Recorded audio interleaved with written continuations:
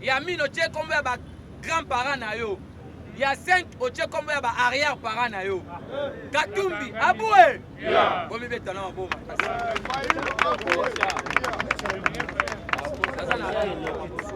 IDPS viva. Viva. Yango siko ya mibale. Il y avait aussi un plan pour éliminer le président. Qu'est-ce qui se passe? Tala, par le baran français, quelquefois, le malheur est bon aussi. Franck Diongo est sauvé par la justice qui a gardé à vue. Na mort est juste chéribé au Kende. Quel était le plan? On avait monté un plan pour créer Piscos na mitu ya ba Congolais. Au moment où nous sommes en train de parler, il y a une réunion. Pour ça que c'est en Belgique. N'a pas soi-disant opposants. Ils ont décidé ceci. En 2023, élection ou pas élection, il faut éliminer physiquement le président de la République ou soit le faire remplacer pour qu'il y ait une transition. Transition, on n'a pas connu deux personnes. Il y a un médecin et puis un évêque. Si nous analysons un médecin, c'est que nous allons dire Denis Mukwege. Et les évêques, vous savez que nous avons aujourd'hui les cardinals les plus médiocres de la République démocratique du Congo. Cardinal Ambongo. Et là, on est le cas qui Plawane Zalakina, Franck Diongo, Francis Kalombo et Salomon Escadela. Quand on arrête Escadela avec le port d'armes illégal à l'aéroport, automatiquement c'est l'atteinte à la sécurité de l'État. Ce sont des crimes imprescriptibles. Les alara poursuivables jusqu'à la mort. Et automatiquement, Katumbi Kendaki a tiki motonaï. Franck, excusez, Kalondo a été transféré dans la prison d'Olo. Baye Kokanga, Franck Diongo. Franck Diongo, c'est lui qui avait le plan pour éliminer le président. Mais il est sauvé par sa justesse dans la garde à vie. Tant on va comprendre parce que les gens quoi, au moment de Koloba, Kabila et Katumbi bazan la Kipouche. Bolanda qui vidéo lobby à Katumbi, lobby à Soya, commandant Lubumbashi. Lubumbashi a poye Kindu. Plan ya Kashobo, na ya Kingakati ya Zalaki ya Boye. Ba pesa qui cop on n'est pas Franck, excusez, Francis Kalombo. Si le roi Francis Kalombo fit un ancien journaliste musical, vous voyez que va misé va tarabata biloba loba. Yango va racheter qui na Francis, ba pesa na Franck Diongo. La mission était quoi? C'était de déstabiliser le pouvoir, de créer l'insécurité, de créer le chaos pour la côté puisque na moto a bato pour empêcher la francophonie. Nager la francophonie, le président de la République profitera encore pour passer un grand message à la communauté internationale par rapport à ce qui se passe à l'est de la République.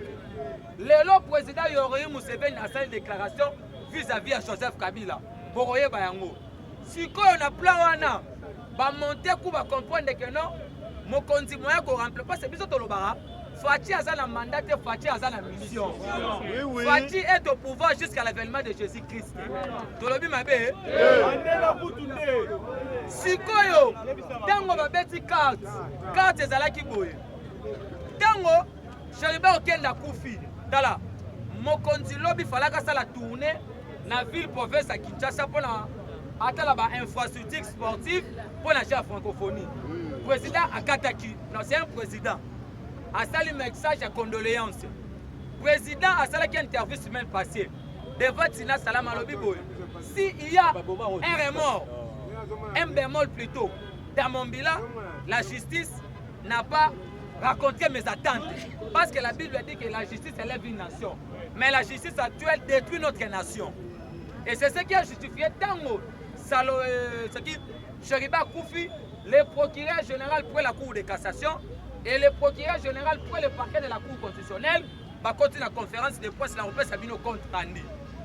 Batolelo va bimisiba vidéo ya mokonzi balobi o président lobaki na mbushuma non. Le président de la République na niveau ya armée c'est le commandant suprême. Na niveau ya justice c'est le magistrat suprême. Président lobaki boy alobi je serai intransigeant.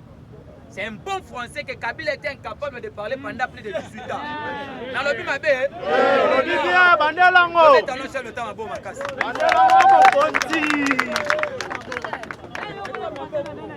IDPS c'est viva, lui c'est pour déranger, mais ton père ça a information. IDPS c'est viva. Président Lobby, je serai intransigeant à tous les Congolais qui mettraient à mal la sécurité pour la stabilité du pays. Je n'ai aucune leçon à recevoir de qui que ce soit. Oui, je m'explique. Le président Tshisekedi a grandi dans une moule démocratique. On ne peut jamais aller en opposition avec un démocrate. C'est ce qui justifie l'échec qui a soi-disant opposant. Fayoulou, c'est un député élu dans le district de Lukunga avec 62% proclamé par Chol et confirmé par Ambongo. C'est le futur sommaire de la République. Oui, oui. Mandela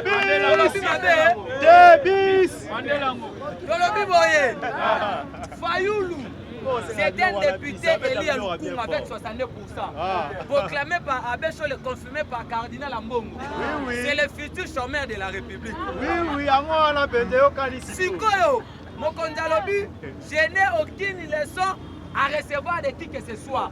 Cela veut dire quoi? Koli na ndaku ya démocratie, violation des droits de l'homme, privation et liberté. Non, président Zaki clair. Les lois vont mettre en mal la stabilité du pays. Il y a des Congolais qui sont en train de créer de la psychose de l'insécurité en collaboration avec les M23 pour créer la terreur. Tous les communiqués signés ensemble avant de rendre au public et les gars en Rwanda. Salomon Skadel était en communication avec James Kabarebe. Qu'est-ce qui va se passer? Les bureaux de Kigali actuellement, en complicité avec James Kabarebe, qui chef d'état-major Yamouza à l'époque, Rwandais aujourd'hui c'est le conseil en matière de sécurité à Kagame. Kagame est en collaboration avec des Fayoulou. Et là qu'on va créer actuellement, les bureaux de Kigali, en complicité avec James Kabarebe, va créer des morts et ça me plaît à opposants Mosusu, opposants Bomana, pour la marche. Et c'est multiplié, l'autorité actuelle va perdre le contrôle de l'institution pour M23 qui peut filer à Goma. Il y avait 3 villes, la ville de Lubumbashi, la ville de Goma et la ville de Kinshasa. C'est ce que vous avez vu, le ministre provincial de l'Intérieur, Eric Lunda, il est déjà aux États-Unis. Il a pris la poudre d'escampette à Kimi en complicité avec les autorités de la DHM. Qu'est-ce que le ministre de l'Intérieur a Kimi? Bon, on a qui récemment dans Lubumbashi, c'était en connivence avec le ministre provincial de l'Intérieur. Il y a un moment qui avant-hier, JR, Bakitaki na Lubumbashi. Il ne peut se vivre. JR, Bakitaki na Lubumbashi. Dans le président Sali point de presse samedi, Natina Salama Lobi Boyalobi, la ville de Goma est Kokoya Té et Kozala Rapé Kokoya Rakaka Té. Parce que j'ai un ennemi, les apôtres de la ville de Goma Koya. M23 bakota lokola aneza électorale donc il y a un dialogue pour que la transition. Si nous ne pouvons jamais dialoguer dans ce pouvoir parce que dialoguer c'est cracher sur la mémoire de Tiene Tshisekedi wa Mulumba. Ni t'étais le dialogue de la Senko Chibala n'allait pas se faire une santé financière. Aujourd'hui c'est une médiocre ya politicien au Congo. Olenganko il traite le régime de Tshisekedi un régime ya tribaliste. C'est faux et archi faux. Président Zako Bunda Yemoka na soutien à la population. Domoni na Kashobwe, Moïse Katumbi ayambi ba évêque, na ba monseigneur en kilote puis en babouche. En communication politique, cela veut dire quoi?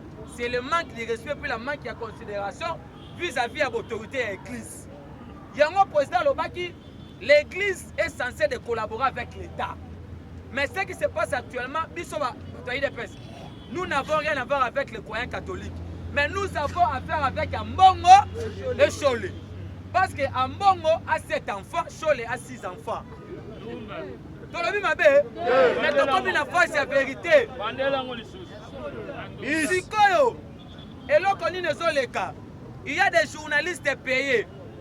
Bibi Kapinga la lesbienne. Péro Loire, il est déjà maudit parce qu'il a couché avec sa grande sœur. Chez nous, les Kassaïens, c'est une malédiction.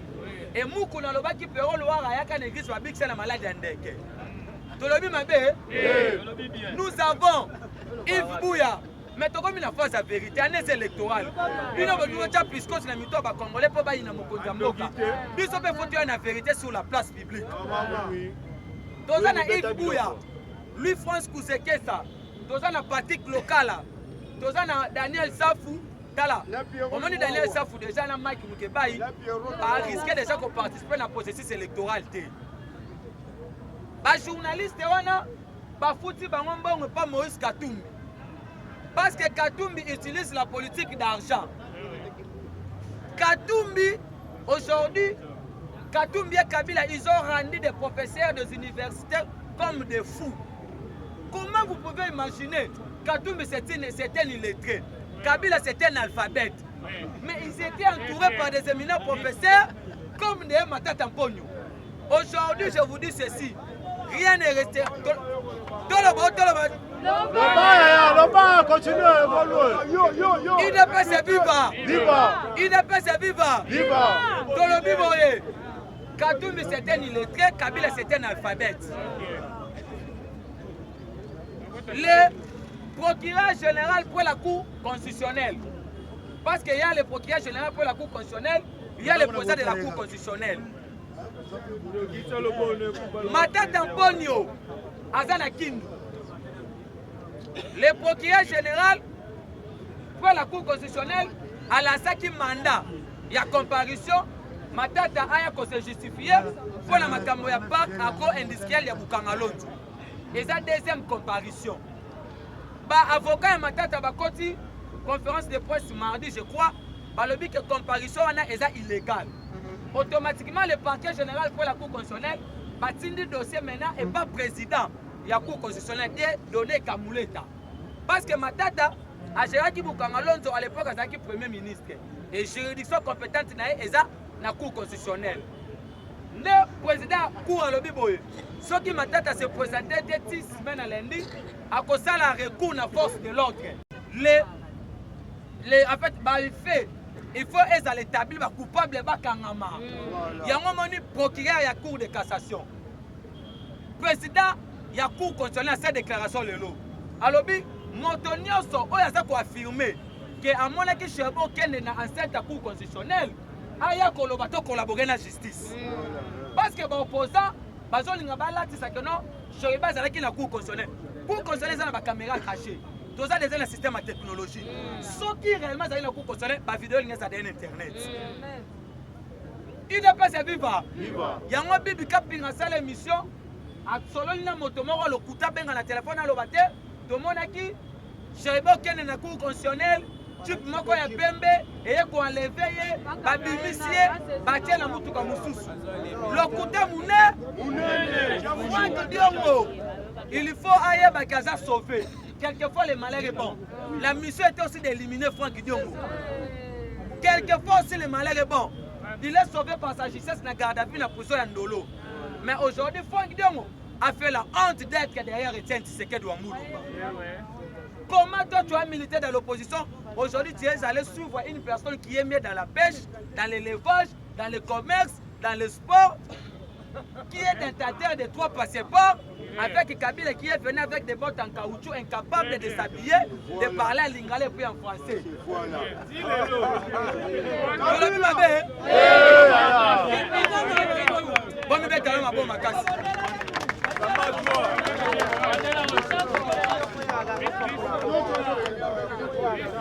IDPS viva. Plan toyebisaki bino tala par le papa Tshisekedi aloba lobi, l'avenir de l'IDPS appartient ni au père fondateur que nous sommes, ni au cadre, ni au ministre. L'avenir de l'IDPS appartient aux parlementaires de vous que nous sommes. Parce que nous sommes en train de veiller matin, midi et soir pour protéger le pouvoir. Et ce pouvoir, nous allons faire 37 fois D. Nous allons changer la constitution de même mandat 5 à 7 ans renouvelable de 15 fois. Après Fatih, c'est Maman Marthe. Vous l'avez vu ma belle? Donc comme ça, IDPS ANT Afrique, il y a Congo. Donc comme ça, IDPS MP la Angola. Après Fatih, tous les on ne joue pas avec le pouvoir. Baloba awakio, na livre d'or ya Kisenga. Baloba que un Kassaïen ne peut jamais devenir un chef de l'État. Aujourd'hui, nous avons Tshisekedi qui a assumé même de hautes fonctions dans la sous-région. Ce qu'on voit la déclaration du président Yoweri Museveni. IDPS c'est viva. Toloba te.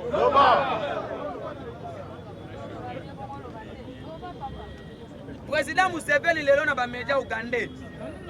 alobi boye le gouvernement de Joseph Kabila a soutenu par certains acteurs régionaux et internationaux a donné aux ADF de location gratuite au Nord Kivu et en Ituri.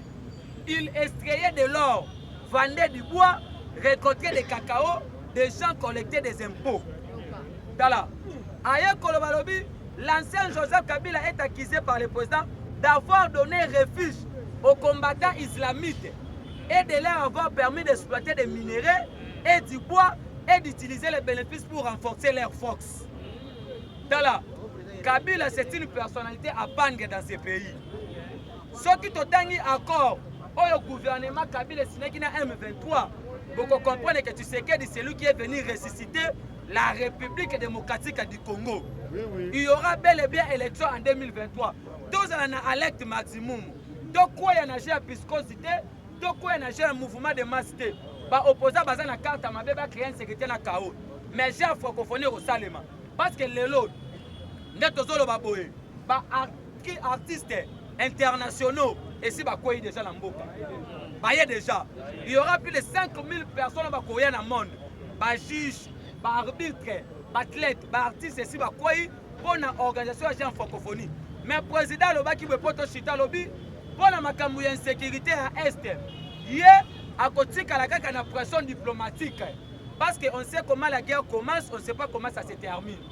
Il y a un autre lobby, même makambu économie, pour comprendre que de 2006 à 2011, le dollar est à crispé à 80%. De 2011 à 2018, et de 2011 à 2016, je crois, c'était à 81%. Mais surtout, c'est à 47%. Ce qui est sûr, vous devriez parce que dans exactement expliquer matière économique. Mais lobby, Torozala a pour la campagne de sensibilisation Toroya. Torozala la campagne contre la campagne de député Moussouba Zongate. Bamukebaï, Papa Molière, Claude Namugabu, tous ces conglomérats des aventuriers. J'ai dit, et je vous remercie, mon numéro, c'est plus 243 84 51 32 09. Plus 243 84 51 32 09.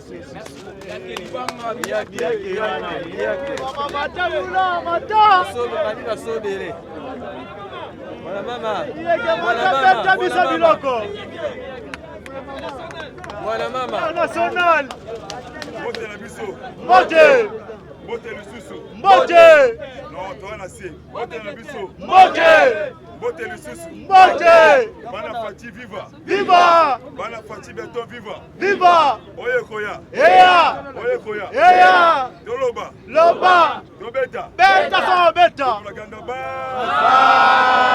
Sommet pour la mokuta. Nasengi nanu bolimbisi makasi. Nasengi nanu bolimbisi makasi. Dans une mission ya koveiller conscience. Jeunesse otobengi bilenge. Ya kosangisa ba Congolais nyonso tout. Na sima ya chef de l'État, na sima ya mwana mboka. Koboma tribalisme. Mwana mboka de père et de mère, ça l'a fier, ça l'a na esengo. Kozala na président de père et de mère. Yakuku ebimi na posa.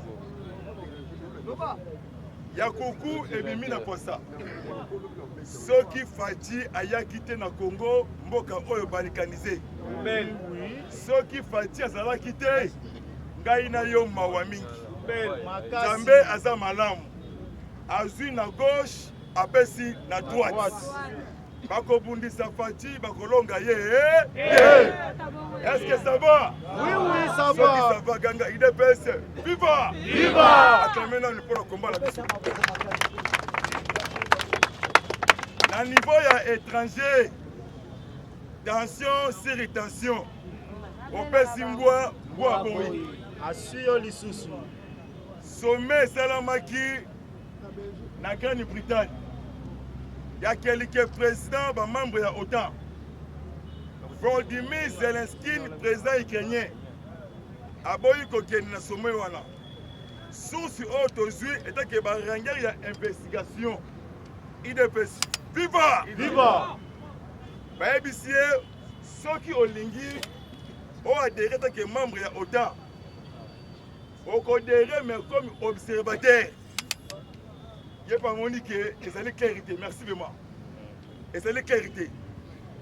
Pour votre information, Vladimir Poutine, président Yabaris, alobi yepe akoti kate. Akoboto la Ukraine mobimba. Ezonga ndenge zalaki. Pyrogène azali mokondi ya le Wagner. Alobi pe toki de sikoyo na sous pression. Kwa to koisa Ukraine, pour la mission OTAN ekufa na kati ya Afrique. Deuxième information étrangère, ezali tension entre Corée du Nord et les États-Unis d'Amérique. IDPS, viva! Viva! Président Corée du Nord, Pyongyang Kim Jong-un. Président Corée du Nord, IDPS, viva! Viva! IDPS, viva! Viva! Alors, Sikoyo, nazo bombardé avion américain. Parce que ça livre violation de l'espace. Nabiso ba coréen. Troisième étape, nous avons Makambouya, ya Congo. IDPS. Viva! Viva! C'est la première fois dans l'histoire de la Chine. Chine avancée technologie stratégique. Pour la Washington. Tension tendue entre Pékin et Washington. Président Xi Jinping, président chinois. Mais c'est Ling Wang, premier ministre chinois. Balobi du 22 au 3 août, ils allaient sommet à Kafoukaf. Et vous allez en Johannesburg. Donc, la Ligue d'Arabe n'a bloc asiatique. Par exemple, c'est un bloc européen. Parce que précipitation américaine va tomber sans le savoir. Pour bangater, ça là n'est pas ce qu'on a vu sur Awa, serrez votre ceinture. Dans des cahiers finis au Congo. Dans des cahiers finis au Congo. La lumière arrive pour détruire les ténèbres. Bozomona koto mobulu, koto mobulu, babeng yango douleur de l'enfantement. Est-ce que vous comprenez?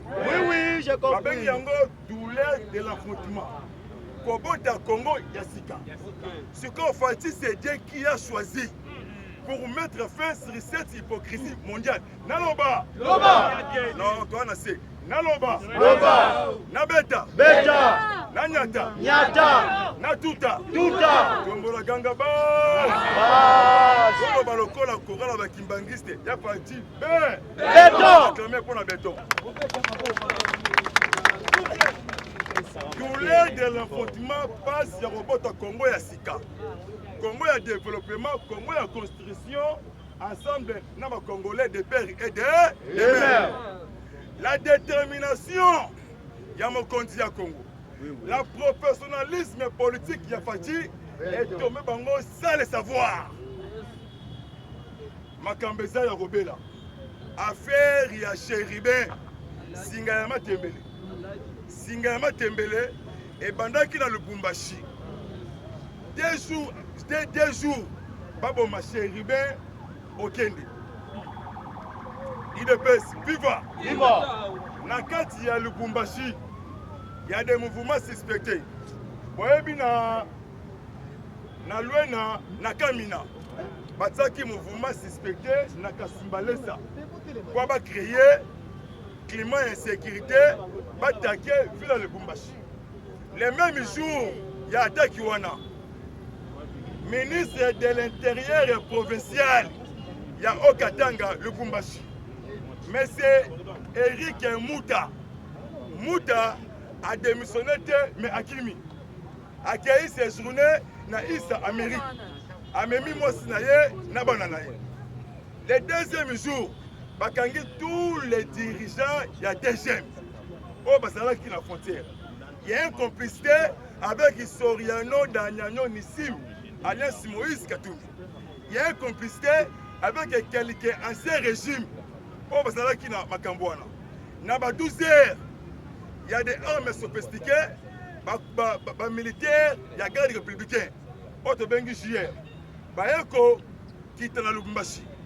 4 coins ya Lubumbashi quartier na cité ezalaki sécurisé na JR lobi na yango un jour assassinat ya Floribert Yachebeya Moïse Katumbi akei na Abidjan na Côte d'Ivoire IDPS viva Viva. est-ce que ça va Ça va. merci beaucoup akomi na kati ya Abidjan Lubumbashi il y a une complicité boyokani même le président ivoirien Hassan Ouattara ba na complicité contre mon mboka ya Congo ba na complicité avec les Belges il y a une complicité britannique et quelques français o balingi te mboka évasé Katumbi akendaki réunion ya kafité je suis rangeur ya investigation je suis investigateur pour ça la recherche mais matali politique ya mboka bakomi kuna sommet ya CAF menacé à sommet ezalaki complot ya mabe contre le pays de Noza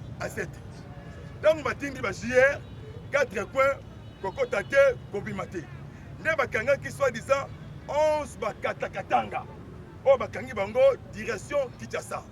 Pour votre information, président ya Kenya William Ruto na bandeli bien président ya Kenya William Ruto asalaki 3 jours na Congo Brazzaville na Oyo na village natal ya Sassou Nguesso basololi mpona koluka bacréer insécurité trouble na Congo na région ya Grand-Lac ntango asali 3 jours deuxième jour président ya Centrafrique donc Faustin Archange Touadéra na kati ya Oyo siko na kati ya Congo depuis Congo ebanda mbala liboso tozwa renseignement ya haut niveau akamé na mpona bazwi bainformation nyonso tu oyo ewuti na Congo en face ewuti na ngambu ya Centre Afrique. Pour votre information, chef de l'État ntango a participé na sommet extraordinaire sommet ya Troïka membre ya SADC, donc chef de l'État et son gouvernement. Nemo Kondi Yambo sali intervention avec l'atmosphère est en colère. À lobby urgent, retour de l'ordre et sécurité. À Sengi Eya, modalité pour déployer force à SADC. Lobby Yango, les 2 ministres, ministre d'État et ministre national, en charge de la défense, Papa Jean-Pierre Bembago, Congo. Va composer équipe. Bakei na Antipas Mbouissa Nyamous, ministre de l'intégration régionale. Na complicité, il y a des Américains pour manipuler le peuple kenyan. Bazui, ancien président de Kenya, Uhuru Kenyatta. Comme il a vu la Goma. Est-ce que. Et comment? Et comment? Et comment? Et comment? Acclamé dans le pont à Macambo et Boubé. Il est payé, c'est viva. Viva. Dans ma commune à Kati, il y a vu la Goma. Uhuru Kenyatta a proposé na Jean-Pierre Bemba Gombo. Bon, c'est peut-être kaka, bon dialoguer avec le M23. Na c'est pas qui na sagesse et professionnalisme, il y a Bemba Gombo Charman. Oazalaka sans pitié avec les salopards. A lobby et kosala maté Adam Kolomo Moko. A lobby le M23. Azobi maté. Je suis prêt pour attaquer une neutralisation. Tous les forces négatives. Mbalamoko Uhuru Kenyatta. A monique tension Kanda Jean-Pierre na Antipas Mbouissa, ministre de l'intégration régionale. Merci mon frère, merci mon frère. Mon maman, mon maman, M23 a obimate. M23 a obimana Dembouma. Morona Tolo, Morona Pati. Pourquoi? Naesima Mouké. Mokondi Mboka, commandant suprême, l'homme qui est père, soi-disant les uns et les autres. Alors que si les M23 attaquent ville ya Goma, Ngai Fati, na peuple Ngai, na kokomisa kikali poussière, na kokomisa kikali poutoulou. Pour votre information, Kagame Sikurit, Hitler noir, un grand terroriste na Grand-Lac pour terroriser nous les Bantous. Mais Gonga, il y a Congo et Koki. Congo est le pays guerre de l'Afrique. Nous sommes la lumière. Congo est le pays prophétique pour mettre fin sur cette hypocrisie mondiale. 2 jours, hélicoptère l'armée rwandaise, Otobengi RDF, et qui est dans le territoire de Nirangongo, dans le groupement de Baumba, quelques mètres, frontière, RDC, na Rwanda. L'école Yabana primaire, et qui est pour ravitailler les munitions, naba armes. Pour votre formation, Naloba, Loba, Nanyata, Nyata, les mains de Ouazalendo, ma fils du pays, autodéfense, pour la repli stratégique, pour que les clubs anglais, de la Mabélé, la partie où la mort, la communauté internationale, bah où tu appelle ya Kagame. Pourquoi? Cité frontalier, autobengi poste frontalier de Bunagana, sous-sécurisé, sous-contrôlé dans le gouvernement congolais et sous-sécurisé dans l'armée congolaise. Kagame Bengi, balobi trop tard. C'est la première fois Fati a même armée na puissance moko depuis Congo bandé Salama. Kobanga te, Sala prêt, mobilisé, Oyekoya. 26 ans après, Fati Béton, la lumière, Bendele ya Congo, l'homme qui est père, Macron Emmanuel, l'homme qui est père, John Biden, Kobange la Fatite, c'est Dieu qui a choisi pour mettre fin. Et une mission éternelle, et un mandaté, IDPS, viva! Viva! Tango Amis, Kumba Fort, Tango Yabamis, inspecteur général FRDC, séjourné Bounia, Itour, Kisangani. À quelle mission pourquoi? Audit, effectivité de la militaire. Et ça l'a maté 20 ans à Kabila. Dès 4 ans, il y a un bousé, soit disant père, il y a un Kanambi. Est-ce que vous comprenez? Oui, je comprends. 26 ans, on a mandat parti 2 ans, 26 ans.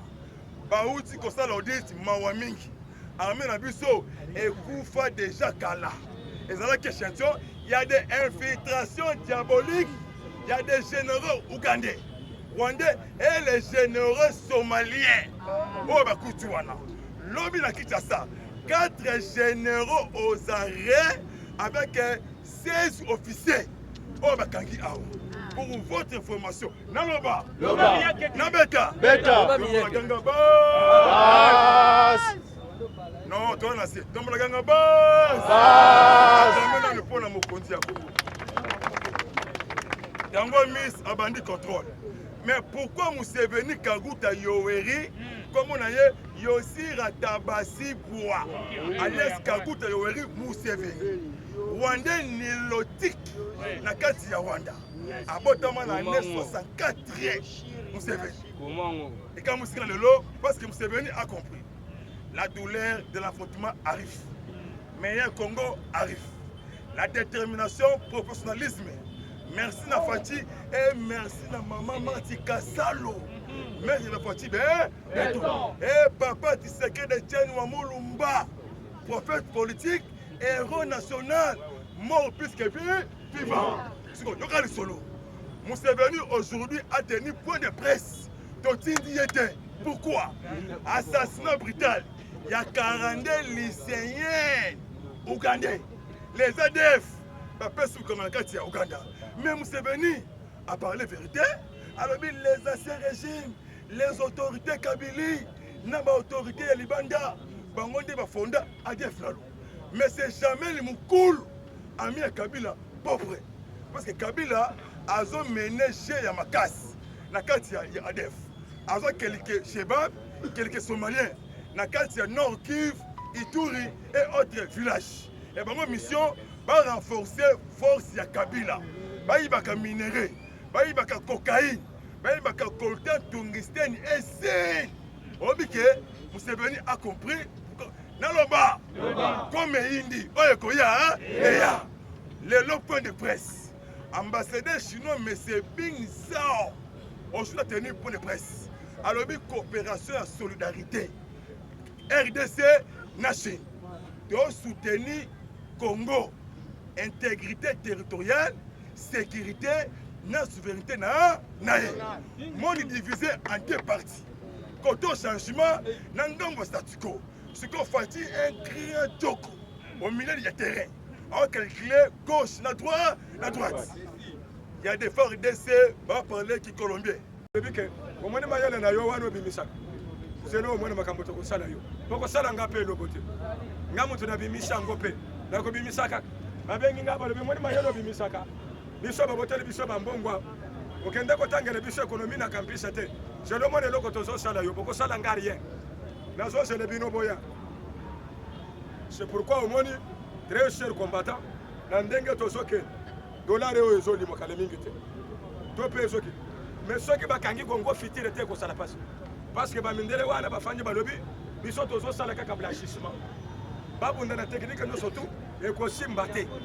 Alors c'est pourquoi le Kanga Congo City, Kanga ba Libanais nyo sotu, Kanga ba Indien nyo sotu, Kanga ba Chinois nyo sotu. Chabango na fio moko ya karuko, bino moko bengana bango te. Bengana bango ba kende pa ina ba la bango. Très chers combattants, on a le lot na kanisi, on a bongisa ki to solo la. Ya yankwana. Au État de la République démocratique du Congo, avec le président Marcelo Machacha, le président Kouti, l'international. Tokotani Lobi, la même ère. Voilà.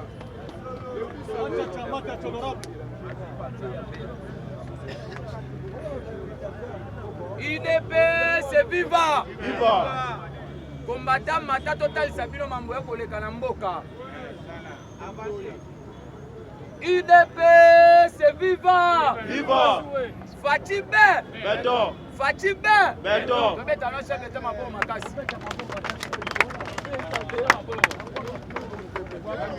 Tolobi boye. Malgré tout, lui soit qu'on dérange biso, mais ce qui est essentiel, il faut total sabino makambo ya koleka na mboka. Déjà na entrée de jeu maman kolanda biso en direct, maman lui nteka merci beaucoup pour vos appels d'information pour makambo ya koleka. Le londe to koloba boye, nous sommes dans une année électorale. UDPS viva. Viva! Biso ban sotomona ki hier la mort odieux précipité à l'ex-ministre honoraire ya Shelbert Okende. Automatiquement, il faut vous dire la réalité. UDPS viva. Viva! Président de la République, c'est le tout premier chef d'État qui est combattu depuis que le Congo est Congo. Même Maréchal Mobutu qui était militaire n'était pas combattu comme ça. UDPS viva. Viva! Même Kabila qui a été fabriqué comme état chef d'état-major de l'armée à l'époque, il n'a pas été combattu comme ça.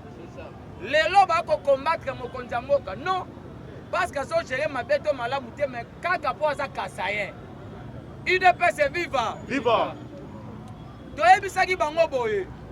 Papa Etienne Tshisekedi Wambulumba Lobaka, les jours où l'UDPS accédera au pouvoir, on ne parlera plus jamais de l'opposition. C'est du théâtre sur la scène de l'opposition. Bref, année, tant que le président sera au pouvoir, alors que non, il y aura bel et bien élection dans un délai constitutionnel. Et premièrement, le tintel, la tombe politique Martin Fayoulou, tu l'as dit ma belle?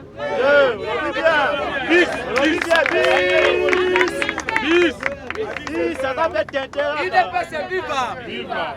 La tombe politique, bonsoir Martin Fayoulou.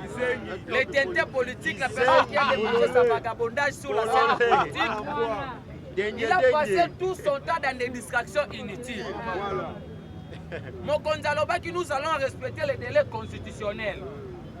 Dans le Denis Kadima comme président à Seni, Martin Fayoulou a eu à contredire que notre Denis Kadima est compétent pour gérer Seni. Mais tant que Martin a eu occasion, il y a Denis Kadima, il s'est précipité pour prendre des photos avec Denis Kadima. Oh, Kindokite. Mais c'était le moment où Martin a eu sa Kadima de démissionner. Dans le Kadima, il faut babandela audit ya fichier électoral na cabinet neutre composé d'experts internationaux. Il y a eu Matata, Katumbi a été représenté par le secrétaire et ensemble pour la République des Rwandais. Il y avait aussi Delis Sanga. Dans le président de la Sénat Lobby automatiquement demande à l'opposant, c'est une demande illogique. Pourquoi? Parce que le train des élections est déjà en marche. UDPS est viva. Viva. Qu'est-ce qui se passe? Il y avait un plan machiavélique pour éliminer physiquement le chef de l'État. Yango yokaki même Bible le baga tout armé forgé contre toi sera nul.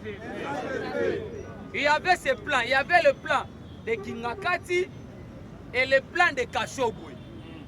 Tango Katumbi aye awana ayaki aluka quelques députés pour corrompre bango pour la loi ya Tchani et les Kate. Et qu'est-ce qui se passe? Même si la loi Tchani ne passe ou ne passe pas, vous avez vu la semaine coulée, président de la République a kenaki kozwa carte d'identité. Parce qu'il y a une différence entre la carte d'identité et la carte de... Qu'est-ce que signifie posséder? C'est la nationalité congolaise d'origine. Et c'est de père. Est-ce que Batanga ya mote? On comprend la bango sadini. Bomba bomba. D'organiser l'élection. Na ba structure nyonso bokili. Mutu akobima président za parti.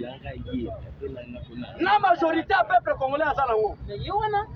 A kozwa 400 députés. Parce que liste a IDPS bimi. Donc a 500 députés. 500 a 500 sièges. IDPS aussi a placé 500 sièges. Dans 500 sièges wana, seul l'IDPS, c'est un droit. Nous avons droit à 400 députés. Bomba bomba. Les 100 députés, bomba bomba. Les 100 députés pour l'union sacrée et l'opposition. La matière, on a vu que voter député à l'union sacrée. La sacrée voter député, il y a I. Salara Maele yaya. Bomba bomba. Bomba bomba.